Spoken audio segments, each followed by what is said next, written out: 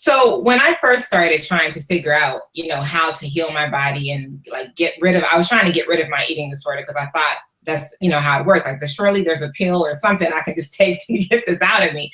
And I thought I was going to find the answer in eating healthy. So I said, okay, let me do veganism and vegetarianism because that's really healthy. So I was vegetarian for a year and I was vegan for 6 months. And I even did raw foods for 2 weeks. And I'll tell you, I got my life. Like I felt my body glow. I felt I had energy. My skin cleared up. The weight just kind of dropped off. I didn't even have to work out to get the weight off. The food took care of everything.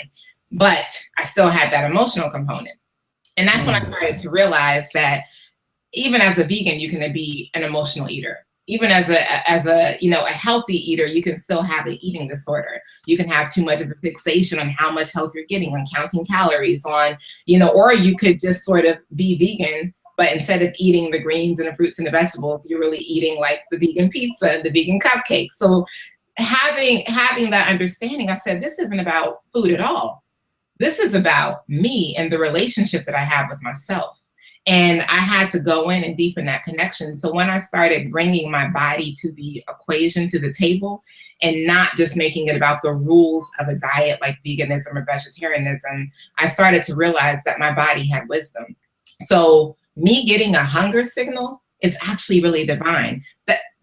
Just think about it for a moment, that you're sitting there and you're minding your business.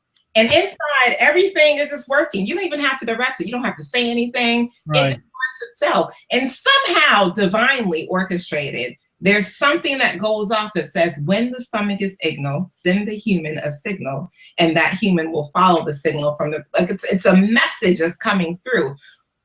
Who's in charge of that? You're not. You don't have to do anything to get that signal. All you have to do is when you get the signal is to feed your body the health, nutrition, and love and support that it needs so that it can continue to send you more signals. So I started, being in sync with that. And it took me to just listen to my body. So instead of listening to my lunch clock, because if you have a 9 to 5, you know what that means. Lunch isn't until 12 or 1 or whatever. What if you get hungry at 11?